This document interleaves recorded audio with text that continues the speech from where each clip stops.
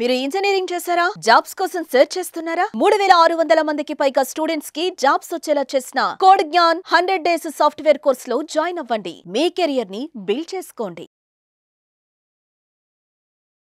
నమస్కారం అనిల్ సింగ్ గారు. నమస్తే శిరీష. సార్, బేసిక్గా మనం మాట్లాడుకుంటే గోల్డ్, సిల్వర్, క్రూడ్ ఆయిల్ ఇవి చాలా ఇంపార్టెంట్ రోల్ ప్లే చేస్తాయి అని చెప్పొచ్చు. అండ్ గోల్డ్ గురించి మనం మాట్లాడుకున్నాం కాబట్టి చాలా మందికి కూడా క్రూడ్ ఆయిల్ అంటే ఏంటి, ఇది మనం మన లైఫ్లో ఎక్కడెక్కడ యూజ్ చేస్తూ ఉంటాం, ఈ క్రూడ్ ఆయిల్ వల్ల మనకి ఎలాంటి ఉపయోగాలు ఉంటాయి, ఈ క్రూడ్ ఆయిల్లో కనుక ఎవరైనా కూడా ఇన్వెస్ట్ చేసి లేదంటే దీని గురించి అవేర్నెస్ తెలుసుకోవాలి, ఇన్ఫర్మేషన్ ఏంటి అంటే దానికి సంబంధించిన డీటెయిల్స్ ఏంటి సార్? ఫస్ట్ అండ్ ఫార్మోస్ట్ అందరికీ చాలా ఇంపార్టెంట్ అలర్ట్ అని చెప్తాను. కావాలంటే ఈ మాట మీరు మర్చిపోతారేమో, ఒక డైరీలోనో ఒక నోట్ ప్యాడ్లోనో రాసుకోండి, లేదంటే ఒక చిన్న హ్యాండ్ కర్చీఫ్ తీసుకొని అందులో ముడేసుకోండి.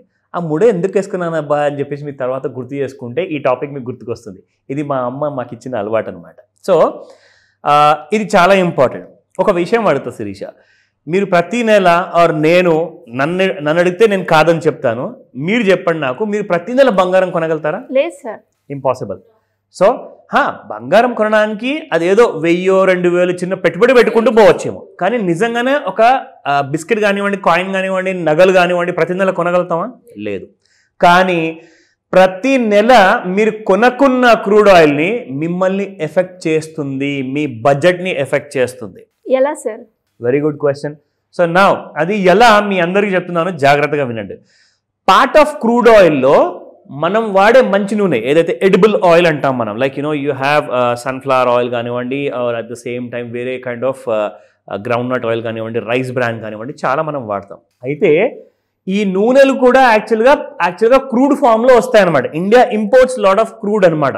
Apart from petrol and diesel కోసమే కాదు, మనం ఏం చేస్తామంటే క్రూడ్ ఫామ్లో ఇవన్నీ ఆయిల్స్ని ఇక్కడ ఇండియాకి రప్పించేసి దాన్ని మనం రీఫైన్ చేస్తాం అనమాట. రీఫైన్ చేసిన తర్వాత అందులో you will be getting lot of commodities అనమాట. బేసికల్గా ఏంటంటే non agri and agri based commodities 2 రకాలు ఉంటాయండి. నాన్ అగ్రి అంటే ఏంటి? అందులో మీకు క్రూడ్ ఆయిల్ ఎనర్జీ వచ్చేసింది అండ్ దాంతోపాటే మీకు న్యాచురల్ గ్యాస్ వచ్చేసింది. ఇప్పుడు ఇది నాన్ అగ్రి. మరి అగ్రి బేస్డ్ కమాడిటీ అంటే ఏంటి? సింపుల్, ధాన్యాలు ఉన్నాయి, దాంతోపాటే మీకు సన్ఫ్లవర్ సీడ్స్ ఉన్నాయి, దాంతోపాటే మీకు గ్రౌండ్ నట్స్ ఉన్నాయి, అంటే మనం పల్లీల నూనె అని చెప్తాం కదా. సో ఇవన్నీ కూడా మీకు క్రూడ్ ఫామ్లో బేసిక్గా యూ ఇంపోర్ట్ దెమ్ అనమాట. అండ్ ఇండియాలో కూడా ఎన్నైతే కంప్లీట్ కైండ్ ఆఫ్ ఇవన్నీ అగ్రి కమోడిటీస్ ఉన్నాయో వాటిని కూడా కన్వర్ట్ చేసి దాన్ని మొత్తం మెషినరీస్లో కన్వర్ట్ చేసి ఆయిల్ తీస్తారు.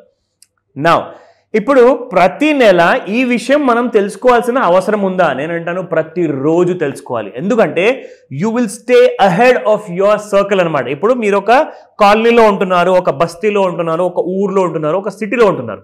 అక్కడ చుట్టూతా మనం చూసుకుంటే మన పక్కన వాళ్ళు రిచ్ అవుతున్నారు అన్న సంగతి మనకు తెలియదు. ఎందుకంటే వాళ్ళు మనకు చెప్పరు.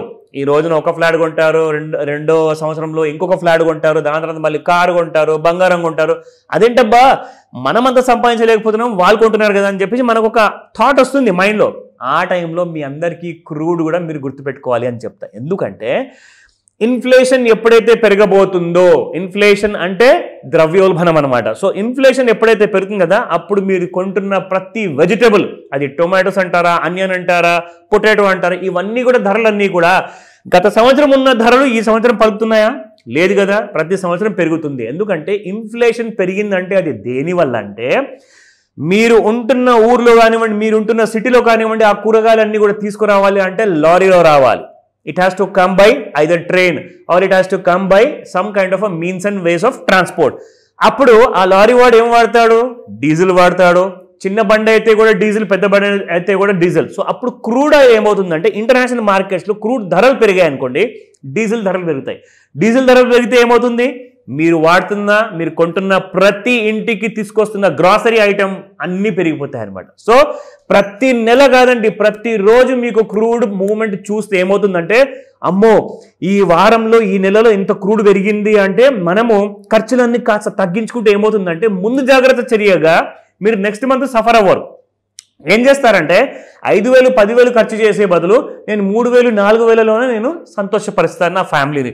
సో కాబట్టి క్రూడ్ వల్ల ఏమవుతుందంటే మీరు ముందే ప్రపంచమంతా అంత పెరిగిన తర్వాత రేట్లు అప్పుడు పశ్చాత్తాపడతారు. కానీ పెరిగేటప్పుడే మీకు తెలిసిందనుకోండి ఈ వీడియోలో నాలెడ్జ్ వల్ల, మీరు ఎవ్రీ డే జాగ్రత్తగా ఉండేసి త్వరగా మీరు కోటాధికారి అవుతారు, మీరు కూడా ఇల్లు కొంటారు, మీరు కూడా ఇంకో కారు కొంటారు. So let me show you ఈ రోజున క్రూడ్ ఏం చేయబోతుంది. అండ్ ఇంకొక విషయం, బంగారం కొనే వాళ్ళకి క్రూడ్తో కూడా ఈ క్రూడ్ రైస్తో కూడా చాలా సంబంధం ఉంటుంది. ఎంత ఎక్కువగా మీకు క్రూడ్లో డిమాండ్ అనేది ఉంటుందో అంతే మీకు జనరల్గా బంగారం ధరలు పడతాయి. కానీ క్రూడ్ ధరలు పడ్డాయనుకోండి బంగారం ధరలు పెరుగుతాయి. అదేంటి, దాని ఇంటర్లింక్ ఏముంది అది కూడా చెప్తా. నా ఫస్ట్ అండ్ ఫార్మోస్ట్ శిరీష, మీకు ఇక్కడ నేను ఒక డైలీ చార్ట్ చూపిస్తున్నాను.